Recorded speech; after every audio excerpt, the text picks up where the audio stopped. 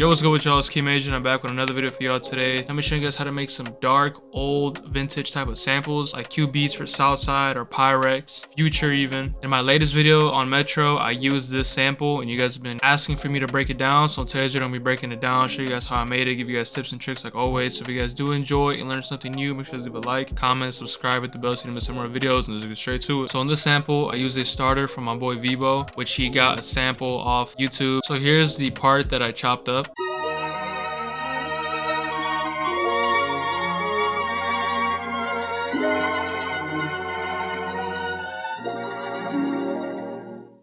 So that was it. That was the first part that I got from the sample. Later in the second half, I ended up chopping it up by just taking the first part and just repeating it over and over.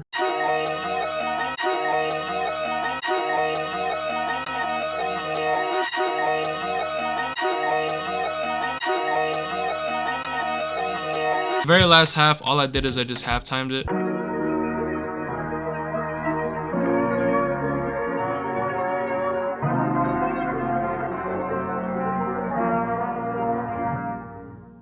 Next, I just wanted to go with that same vintage feeling. For the first layer, I went into Balkan and I used the gypsy trumpet. I wanted to use a lot of live kind of instrument, horns, brass, trumpets. Since the vintage sample that we used already had those instruments, I want to go with that same vibe.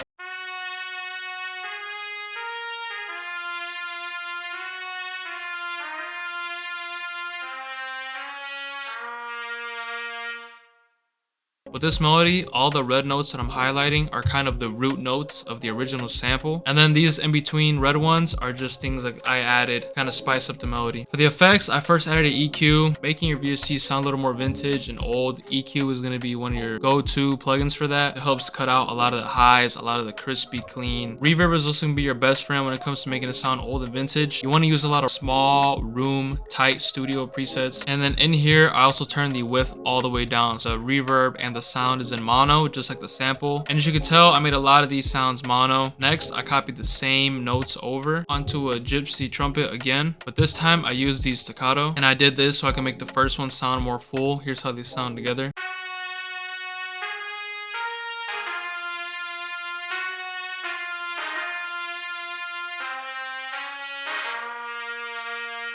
And they both have the same effects. Next, I copied the same notes over again, but I just used this part right here. And for this one, I used the gypsy trumpet legato.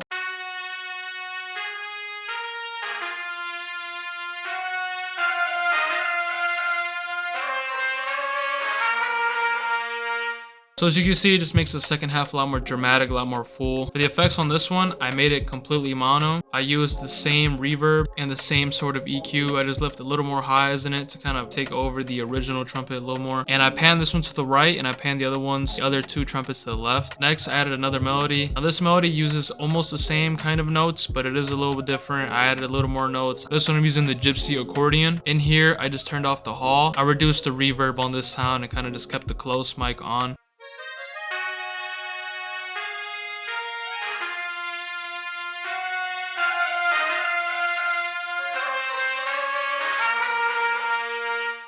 So as you can tell, it's the same notes. I just added like these kind of fast stabs in between, transition perfectly into the second half and, you know, add something new to the sample. And when I play these fast transition type of like stabs, I made sure to work with the velocity a lot. The effects on this one, I panned this one a little bit to the left, made it mono. First, I had RC20, this gritty vintage preset from Kavi. Ambience reverb, the same dark marimba room preset. And obviously I turned the width all the way down. Two EQs, the first one is kind of like the other ones, just cutting out the highs and leaving some of the lows. Second EQ, I just cut out some of these harsh frequencies. Next is probably the most complex melody, and this one filled out the sample the most. So I went into Nami's Chapter 1 pack and I selected the Vibes Mellotron.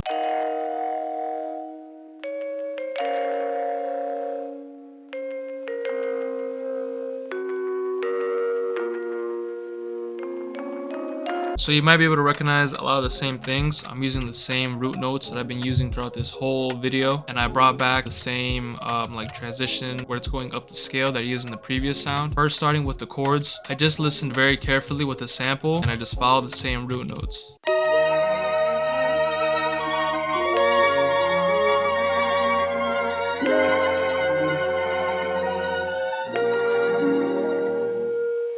If you're having trouble finding it, I recommend pitching the sample a lot higher so it's a lot more clean and it's a lot easier to hear it. Next is just adding notes to, you know, fill in and add chords, obviously. Now the first thing I did when creating these chords is I took the root note and I pitched it up 7. And then I took this note and I copied it for the entire progression. And I did a similar thing for down here. I took this up 7. I took a lot of these notes, pushed them up an octave. So I made this chord into just a minor by putting it on F sharp. A very basic chord is just a C minor, which is exactly what I did here. I just pitched it up an octave. Then I also built a C minor suspended, I think it's called. Also pitched it up an octave. And the reason why I played both of the notes together was to give it some tension, make it a lot more scary, a lot more dark.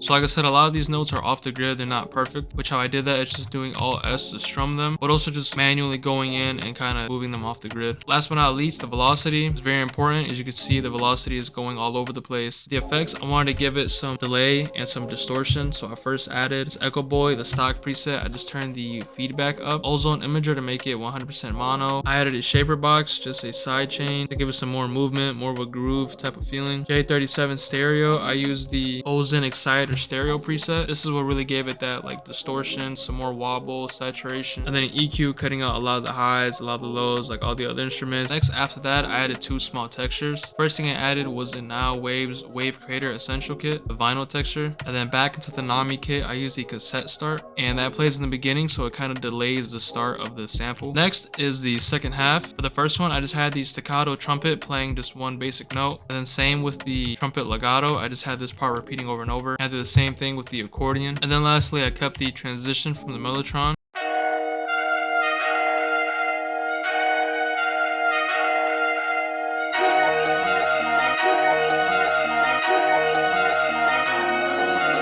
That's pretty much it. Lastly is the master. Now, even though I made the whole sample mono on the master, I did make it more wide. And EQ, just lowering some of the harsh frequencies, just doing some fine tuning overall. And the sound shifter pitching it up 1 note. And that's pretty much it. I exported it into the final sample.